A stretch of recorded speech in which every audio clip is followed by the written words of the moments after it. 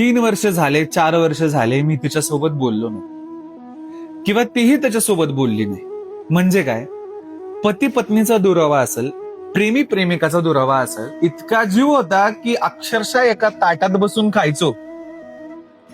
कधीच रात्रातभर बोललो नाही असं झालं नाही. पहाटे पहाटे आम्हाला झोप लागायची. त्याचसोबत कुठलीही गोष्ट, कुठलाही मार्गदर्शन मी त्याला विचारल्याशिवाय केलं नाही. खूप रिस्पेक्ट दिली. पण शेवटी झालं काय, आज 4 वर्ष झाले, 3 वर्ष झाले आम्ही दोघं वेगळे झालो. परंतु याच्यातून असा मार्ग भेटावा की जेणेकरून ती व्यक्ती माझ्यापाशी परत यावी. का तर जसं तिने मला जपलं, त्याने मला जपलं, तसं मला कोणी जपणार नाही. अशा मनात तुमच्या भावना असतील तर कुठलाही विचार न करता हा मार्ग करा. अहिल्यानगर, काळामाथा, तुळजाभवानी देवस्थान, पोखर्डीवरनं जसं वटवृक्षाला एखादी सुवासीन दोरा गुंडळत असते आणि तिची जी कुंकू आहे ती बळकट करत असते, तसंच या वटवृक्षाच्या पारंब्या ज्या असतात, वडाच्या झाडाच्या पारंब्यामुळे जे काही मिळतील तुम्हाला ते घेऊन या.